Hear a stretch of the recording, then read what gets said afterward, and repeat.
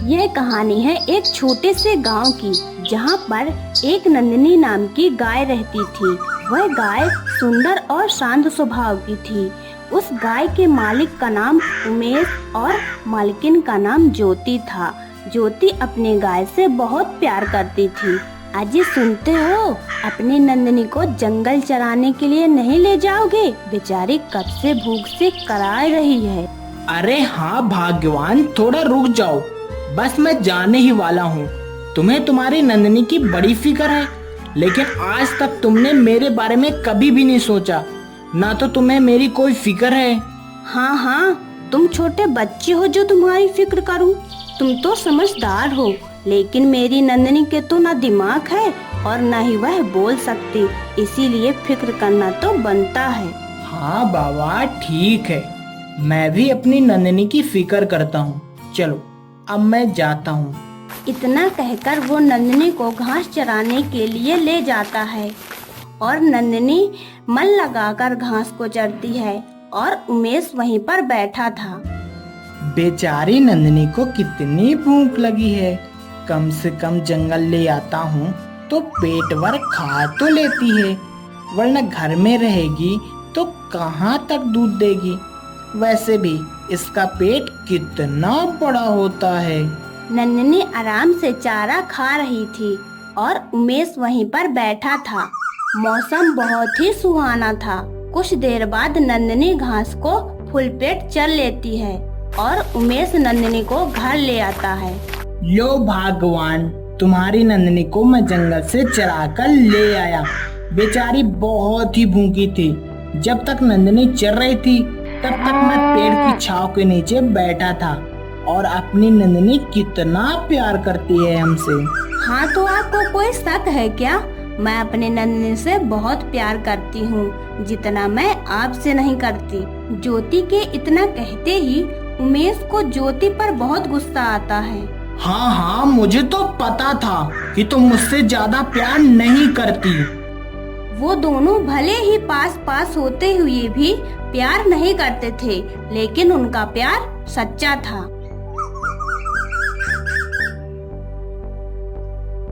उमेश नंदिनी के पास खड़ा था और जोर जोर से ज्योति को आवाज दे रहा था। ज्योति, ओ ज्योति, कहाँ हो? जल्दी आओ, जल्दी जल्दी जल्दी आओ, जल्दी। ज्योति भागते हुए नंदिनी के पास आ जाती है। क्या हुआ? क्यों चिल्ला रहे हो? देखो ना, नंदिनी का चेहरा उतरा उतरा सा लग रहा है। क्या तुमने नंदिनी को शाम को भूसा पानी नहीं दिया था क्या? नहीं, मुझे तो याद नहीं। मैंने दोपहर में भूसा डाला था, परंतु रात को भूसा डालना भूल गई। बेचारी को जोरों से भूख लगी होगी ना। आप जल्दी से नंदिनी को चराने के लिए ले जाइए ना। अच्छा, तो तुम नंदिनी से ऐसे प्यार करती हो? बेचारी नंदिनी रात भर भूखी थी। मुझे तो तुम्हारे ऊपर बहुत ही गुस्सा आ रही है। चलो अब मैं नंदिनी को चराने के लिए ले जाता हूँ। इतना कहकर उमेश नंदिनी को जंगल से घास चराने के लिए ले जाता है और कुछ देर बाद चराकर वह घर वापस आ जाता है। ज्योति घर के काम कर रही थी और उमेश खेत में काम कर रहा था। उनकी जिंदगी सुख से चल रही थी, परंतु ये सुख ज्यादा दिन तक नहीं था। एक दिन सेठ की नजर नंदिनी पर पड़ जाती है। अरे वाह, क्या गाय है! बड़ी सुंदर गाय दिखती है। मुझे तो लगता है दूध भी ज्यादा देती होगी। एक काम करता हूँ, इस गाय को तो अपने साथ ले जाता हूँ। इतना बोलकर वह गाय के पास पहुँच जाता है। गाय के पास वह जैसे ही पहुँचता है, गाय जोर जोर से रमाने लगती है। वह चुपचाप गाय को ले जाता है और वह पशु घर में बांध देता है। हाँ, अब ये गाय आज से मेरी हो गई। आज से इसका दूध निकालूंगा और इसको चराने के लिए जंगल ले जाया करूंगा। जितना ज्यादा यह हरा घास खाएगी उतना ज्यादा दूध देगी। कुछ देर बाद जब ज्योति और उमेश देखते हैं तो उनकी नंदिनी पशु घर में नहीं थी। ज्योति फूट फूट कर रोने लगती है और बोलती है, नंदिनी, ओ मेरी नंदिनी, तू कहाँ चली गई बेटा? मैं तुझे कितना प्यार करती थी, तेरे बिन मैं एक पल भी नहीं रह सकती नंदिनी, ओ मेरी नंदिनी। मत रो ज्योति, अरे मत रो, दुख में संभालो अपने आप को। भले ही हमारी नंदिनी आसमान पाताल कहीं भी होगी, हम उसे ढूंढ निकालेंगे। अब हम कर भी क्या सकते हैं? चलो अब हम चलते हैं नंदिनी को ढूंढने। इतना कहकर वो दोनों नंदिनी को ढूंढने के लिए चले जाते हैं। वो जंगल में जाते ही जोर जोर से चिल्लाने लगते हैं, नंदिनी, ओ नंदिनी, तू कहाँ है बेटा? देख ना, तेरी मैया तुझे पुकार रही है। नंदिनी, ओ नंदिनी, नंदिनी, तुझे आवाज सुनाई देती तो चली आती। नंदिनी। इस प्रकार से वो दोनों जोर जोर से चिल्ला रहे थे, परंतु नंदिनी उन्हें कहीं नहीं मिली। वो लोग उदास होकर चुपचाप घर चले जाते हैं और शांत बैठ जाते हैं। उन्हें ऐसा प्रतीत होता था जैसे उनका बेटा खोया हो। उमेश जी, एक भी दिन नंदिनी को नहीं देखा तो ऐसा लगता है अब जीवन जीने के लिए कोई महत्व ही नहीं है। ऐसा लगता है मैं अपने प्राण त्याग दूं। ये क्या बोल रही हो ज्योति? हमें ऐसे हार नहीं मानना है। हम अपनी नंदिनी को जरूर ढूंढ निकालेंगे। तुम बस भगवान पर भरोसा रखो, सब ठीक हो जाएगा। इधर सेठ नंदिनी को खूब मारता और उसका दूध निकालकर बाजार में बेच देता। वह नंदिनी को घर में चारा एक भी नहीं डालता था, जिस कारण नंदिनी दूध भी कम देती थी। अरे ससुरी, तुझे जंगल ताजी ताजी घास खिलाने के लिए ले जाता हूँ, लेकिन तू फिर भी दूध कम देती है। इतना कहकर वह फिर से नंदिनी को मारता है। बेचारी नंदिनी दर्द से करा रही थी, परंतु सेठ को एक भी दया नहीं आई। अरे ससुरी, तू जितना कम दूध देगी मैं तुझे उतना ही मारूंगा। मैंने तुझे घास चराने के लिए लाया है क्या? उसी गांव में थोड़े दूर चलकर एक जंगल में ऋषि मुनि तपस्या कर रहे थे। ओम नमः शिवाय, ओम नमः शिवाय। कुछ देर बाद वहाँ पर नंदिनी को ढूंढते ढूंढते ज्योति और उमेश पहुँच जाते हैं और दोनों साधु बाबा को प्रणाम करते हैं। प्रणाम साधु बाबा। आयुष्मान बाबा पुत्र। बाबा, आपको कैसे पता कि हम उदास हैं? बेटा, मेरे अंदर एक दिव्य शक्ति है, जिसकी मदद से मुझे सब कुछ पता चल जाता है, और इस शक्ति को पाने में मुझे 10 साल की तपस्या करनी पड़ी है। बाबा, मेरी नंदिनी मुझे छोड़ के चली गई। मैं अपने नंदिनी से बहुत प्यार करती थी। मुझे कोई मार्गदर्शन दीजिए बाबा। हमें बताइए कि मेरी नंदिनी अभी कहाँ पर है। फिर साधु बाबा अपने अंदर शक्ति से देखते हैं तो उनको पता चलता है कि उनकी नंदिनी गांव के सेठ के पास है और वह उसे जोर जोर से मार रहा है। अनर्थ, घोर अनर्थ। बेटी तुम्हारी नंदिनी गांव के सेठ के पास है। बेचारी नंदिनी को सेठ ने बहुत मारा है। बाबा, मेरी नंदिनी को बचा लीजिए। मेरी नंदिनी को कुछ नहीं होना चाहिए। हाँ बेटी, तुम्हारी नंदिनी को कुछ नहीं होने दूंगा, बल्कि तुम्हारे नंदिनी को जितना दर्द उस सेठ ने दिया है, उससे कई गुना सेठ को दर्द दूंगा। साधु बाबा, नंदिनी को मेरे पास अपने शक्ति से गायब करके अभी ले आइए। मुझे नंदिनी की बहुत याद आ रही है।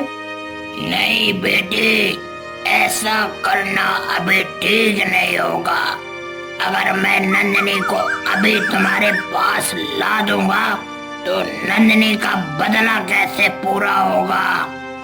आप दोनों ऐसा करो कि आप दोनों अपने घर चले जाओ, बाकी मैं सब कुछ देख लूंगा। ठीक है साधु बाबा, मुझे आप पर पूरा भरोसा है, आप सब ठीक कर देंगे।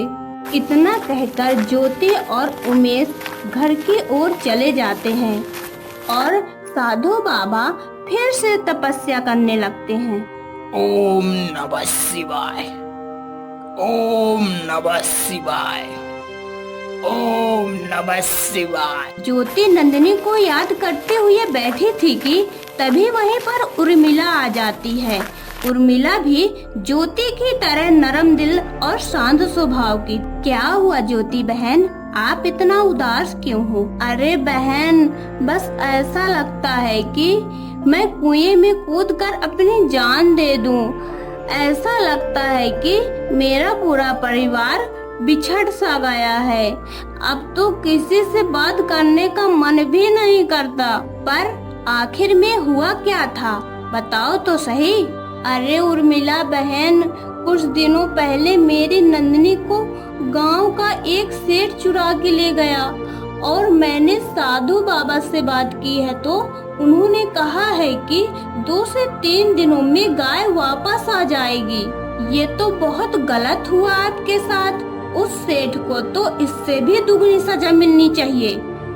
हाँ हाँ उर्मिला बहन, अब साधु बाबा ने भी खुद कहा है कि इसकी सजा दर्दनाक होगी।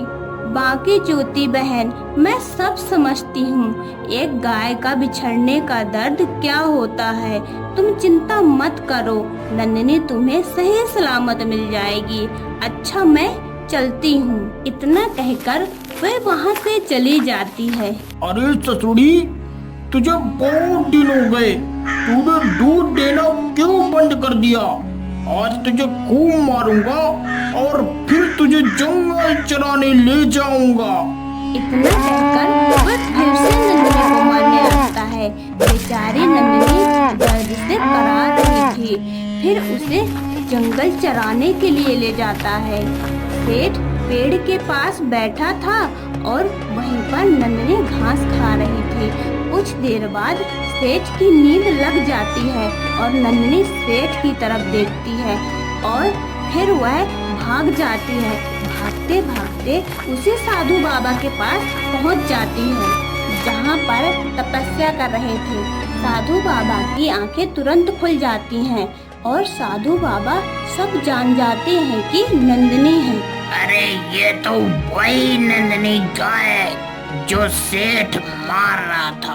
मुझे इसकी सहायता करनी होगी। इतना कहकर साधु बाबा उसके ऊपर कुछ शक्ति दे देते हैं जिसके कारण वह बोलने लगती है। प्रणाम साधु बाबा, आपने मुझे शक्ति देकर बहुत बड़ा उपकार किया। खुश रहो बच्चा, मैंने तुम्हें शक्ति इसलिए दी है ताकि तुम अपना बदला ले सको। उसने तुम्हें जिस प्रकार से मारा है तुमको उससे बुरा मानना होगा। जाओ बच्चा, वरना सेठ जाग जाएगा। जाओ। बिना देर किए ही वापस घास चरने के लिए चली जाती है और घास चरने लगती है। सेठ की जैसे ही नींद खुलती है वह चौंक जाता है। अरे ससुरी, ये क्या? मेरी तो आंखें लग गई थी, अब तो इस गाय का पेट भी भर गया होगा। इतना कहकर वो दोनों सेठ के घर की तरफ चले जाते हैं और सेठ जैसे ही दूध दूहने वाला होता है, अचानक नंदिनी पीछे से पैर मार देती है और सेठ को जोर से लग जाती है। अरे दैया रे, मैं तो मर गया। साला इसका पैर तो एक हाथी के बराबर है। तूने मुझे बहुत मारा है ना, अब मैं तुझे नहीं छोड़ूंगी। फिर क्या था, नंदिनी दोनों आगे की पैर से उछल उछल कर खूब मारती है। मुझे छोड़ दो, मुझे छोड़ दो, आज के बाद से मैं कभी गलत काम नहीं करूँगा। नंदिनी चुपचाप बिना बोले साधु बाबा के पास चली जाती है। आपका बहुत बहुत धन्यवाद साधु बाबा, आपने मेरा बदला पूरा किया। अब आप अपनी शक्ति वापस ले लीजिए। साधु बाबा अपनी शक्ति वापस ले लेते हैं। इसके बाद नंदिनी अपने घर चली जाती है। ज्योति नंदिनी को देखकर बहुत ज्यादा खुश हो जाती है। ज्योति दुखे भरे स्वर से बोलती है, नंदिनी, ओ नंदिनी, तो कहाँ चली गई थी? तेरे बिना जीने का मन ही नहीं कर रहा था। इस प्रकार से बोलकर वह नंदिनी के गले मिल जाती है। कहानी को देखने के लिए आपका बहुत बहुत धन्यवाद।